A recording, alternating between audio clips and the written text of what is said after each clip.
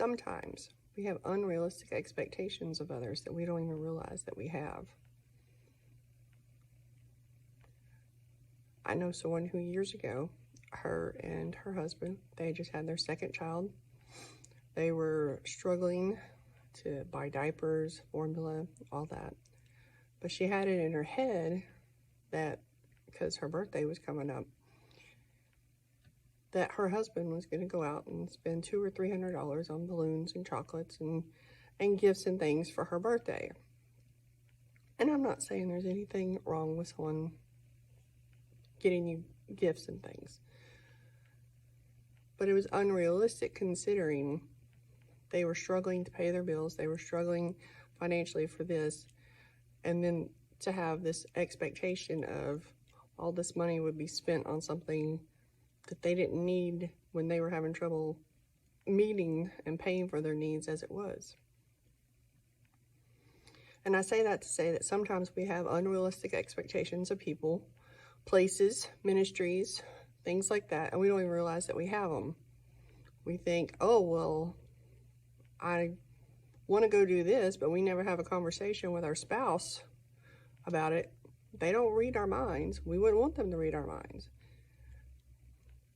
In Proverbs, it says that hope deferred makes the heart sick. I was reading it today, though, in the Message, and what that says is, unrelenting disappointment leaves you heartsick, but a sudden good break can turn life around. And sometimes when we're praying and asking for breakthrough in situations and relationships at our job, different things, and what we don't realize is that breakthrough is in our midst. We just have to be willing to let go of the expectations we have. Now, don't get me wrong. There are good and acceptable expectations. When someone gives their word they're going to do something, you expect them to do it. That's realistic. But to expect someone to do something that they don't know anything about is unrealistic. Sometimes, for instance, pastors. I was having a conversation with someone the other day, and we were just discussing about if we were pastoral or if this person was or that person. And if you go by the old model of being pastoral, you have a mindset. Whereas the apostolic pastor, which is what we're moving into, isn't necessarily all cute and fluffy and hug you and love on you and all that. If you think about a sheep who's running along and about to fall off a cliff, and the shepherd uses his crook of his staff to pull the sheep to safety, in that moment, the sheep thinks the shepherd's just trying to be a buzzkill, kill his fun, be mean, because he didn't see the fall that was coming.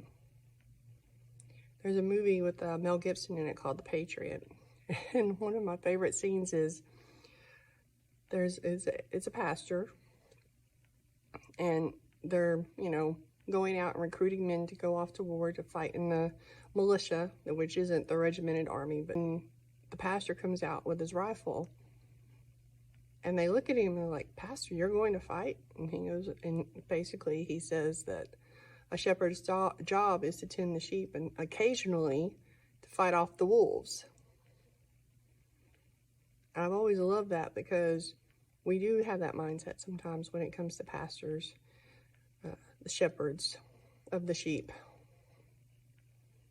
that they're not supposed to be aggressive or anything like that. And I'm not encouraging violence, don't take it that way. I'm just saying expectations. Yes to the good expectations. Someone gives their word. It's the same as if you sign a contract. But then sometimes those good expectations become hope deferred, because that same person maybe gives you their word and they don't keep it. They give you their word and they don't keep it. Eventually, you have to let go of, even though it was a good expectation, you have to let go of it. To break it off of you, shake it off. So that you're not bound up by ties that bind. Sometimes good can be bad. It's like we say sometimes that a good thing can be a bad thing. A good thing isn't necessarily a God thing. You can do good, but if God didn't say do it, are you really doing good? Or are you enabling someone? But not to digress, back to the expectations. Because sometimes those unmet expectations, even though they were reasonable, they will bind us up and weigh us down. And on the flip side, when others have unrealistic expectations of you, you just have to learn how to shake them off. Don't let the pressure and the weight and the stress and the worry weigh you down, bind you up, shut you down, or silence you just because someone else has an idea in their head of the way you're supposed to be. So I just speak freedom to us, not only from others, but freedom to others from our own unrealistic expectations. And I bless y'all, and let's walk in freedom.